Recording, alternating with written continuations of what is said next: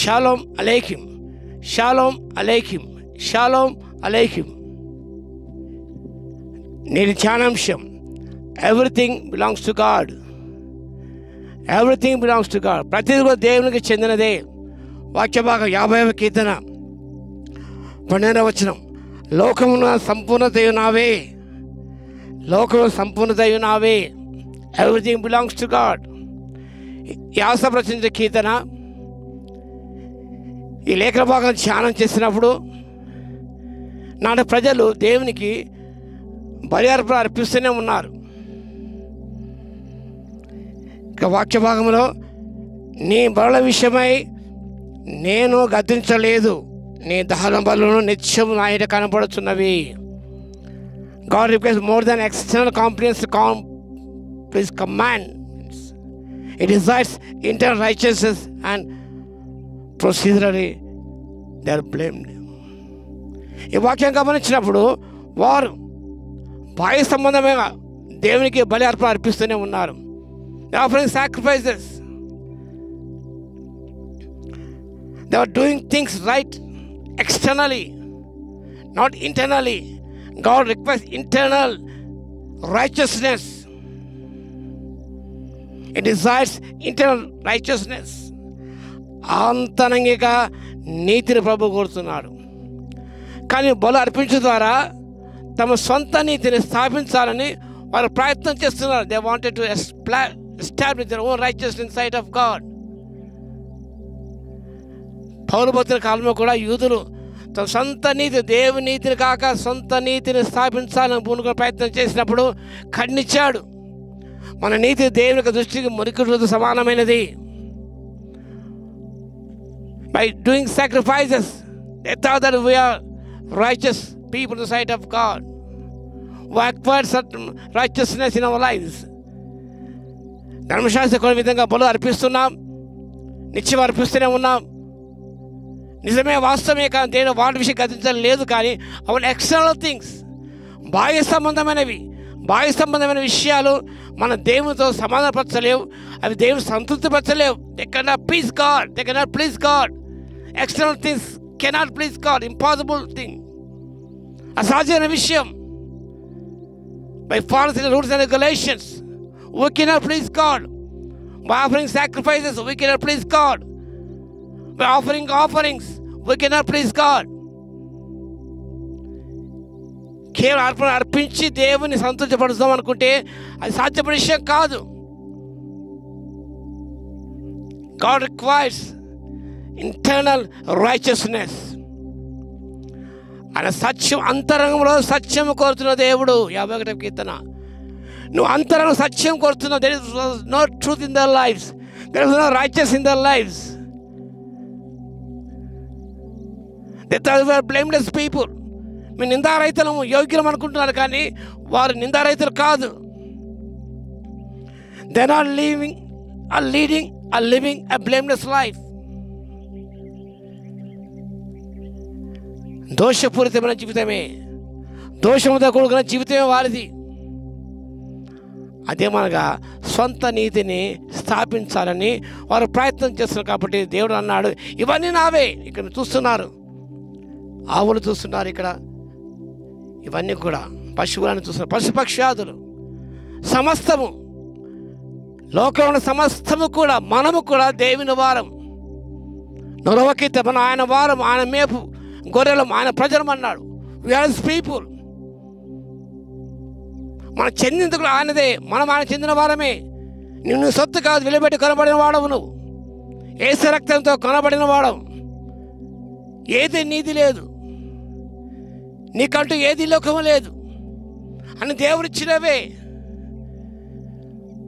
అందుకే దావీదు మహారాజు అంటాడు, ప్రభువా నీవు నాకు ఇచ్చే దాంట్లో కొంత నీకు ఇస్తున్నాను తండ్రి. దానము, పరాక్రము, మహిమ, ఘనస్సు, తేజస్సు ఇవన్నీ కూడా నీ దానములే. పరాక్రము నీ దానములే, ఆస్తిపాస్తులు నీ దానములే. దానం అనగా ఉచితంగా ఇచ్చే దానం అండి. అలాంటి ఇశ్రాయేలు ప్రజలు అనుకున్నారు,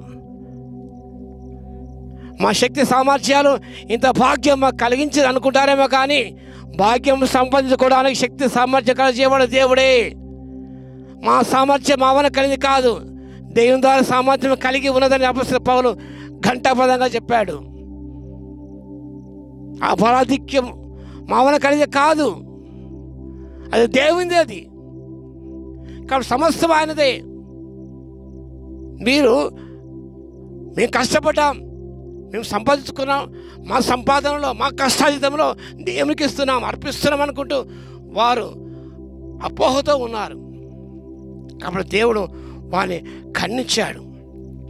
God does not need sacrifices. God does not need anything because He is self-existent one.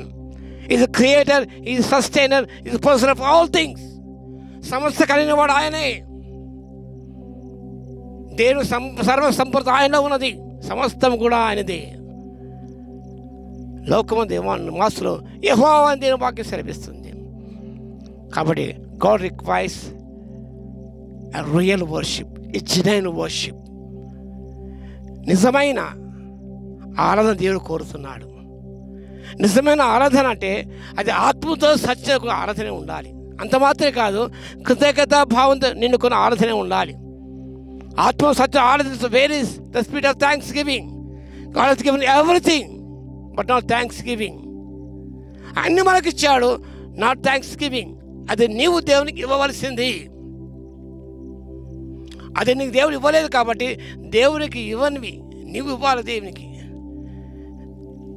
దేవునికి ఇచ్చే వాటిలో తీసుకొచ్చి దేవునికి ఇస్తే ప్రత్యేకత లేదు. There is newness in it.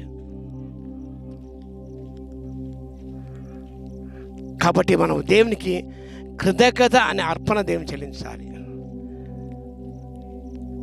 The sacrifice of thanksgiving, the sacrifice of prayer, the sacrifice of praise. With such sacrifices, the sacrifice of sharing, with such sacrifices, God is well pleased. Hebrew పత్రిక 13:15 మనం చదువుకుంటాం. కాబట్టి అలాంటి కృతజ్ఞత కూడుకున్న ఆరాధన, ఆత్మతో సత్యంతో కూడుకున్న ఆరాధన దేవునికి ఎంతో ఇంపైనది, ఎంతో ప్రీతికరమైనది. కాబట్టి ఒకసారి జ్ఞాపకం చేసుకుందాం, ఎవ్రీథింగ్ బిలాంగ్స్ టు గాడ్. మనదంటూ ఏది లేదు. నాదంటూ లోకాన ఏది లేదయ్యా, ఒకవేళ ఉందంటే నీవిచ్చినదే ప్రభువా. నాదంటూ లోకాన ఏది లేదయ్యా, ఒకవేళ ఉందంటే నీవిచ్చినదే ప్రభువా. నీదే బ్రతుకంతా నీదే బ్రతుకంతా నీదే. నాదంటూ లోకాన ఏది లేదయ్యా, ఒకవేళ ఉందంటే నీవిచ్చినదే ప్రభువా. ఏదైనా ఉందంటే అది ప్రభు ఇచ్చింది. మనం సంపాదించుకునేది కాదండి, మా స్వాధీనం కాదు, మా కష్టం కాదండి. పౌలు ప్రవక్త అంటాడు, నేనేమై ఉన్నాను, ఆయన కృపలో అయి ఉన్నాను, ప్రయాసమైన నేను కాను, నాకు తోడైన దేవుని కృపయే. By grace, by spirit. అంతేగాని ఏది కాదండి, ఏది కాదు. నాకంటూ ఈ లోకాల ఏది లేదు. Everything belongs to God, including me, my family and everything. Whatever I possess, it is God's. అది దేవునిది, అది దేవునికే ఇవ్వాలి. అది ఇవ్వడానికి పరిశుద్ధాత్మ దేవుడు కృపా సహాయత దయచును గాక. ఆమెను ప్రార్థన చేద్దాం. మహాగణ మహోన్నతుడేసే మీకు స్తోత్రాలు నాయన. అవును తండ్రి, సమస్తము నీదే నాయన. లోకము సంపూర్ణత సమస్తము నీదే కాబట్టి తండ్రి, నువ్వు మాకు ఇచ్చే దాంట్లో ప్రభు ఇస్తూనే ఉన్నావు. కానీ ఎంత అతిశయపడతావు, ఏదో మీకు ఇచ్చామని, అందరికంటే ఎక్కువ ఇచ్చామని, అందరికంటే మంచిగా జీవిస్తానని చెప్పేసి బాహ్యాచార పాటిస్తూ ఆచరిస్తూ తండ్రి మేము ఆరాధిస్తున్న ప్రభువా, అది మీకు ఇష్టమైన కాదని ప్రభువా మీరు సెలవిచ్చేస్తారని మీకు స్తోత్రాలు. ఎందుకంటే అంతరంగం సత్యాన్ని నీతిని కోరుతున్నారు తండ్రి, మీకు స్తోత్రాలు నాయన. ఆ రీతి కృతజ్ఞత భావంతో తండ్రి, ఆత్మతో సత్యముతో ప్రభువా కృతజ్ఞత భావంతో స్తుతించి ఆరాధించిన ఆయన దీవెన పొందే కృపను దయచేవలసిగా విజ్ఞాపన చేస్తూ యేసయ్య నామములో ప్రార్థించి వేడుకొంచున్నాము తండ్రి. ఆమేన్. మన తండ్రి అయిన దేవుని యొక్క ప్రేమయు, మన ప్రభువును రక్షకుడైన యేసుక్రీస్తు యొక్క కృపయు, పరిశుద్ధాత్మ యొక్క అన్యోన్య సహవాసము మనందరి సహకారముతోడే ఉండును కాక. ఆమేన్.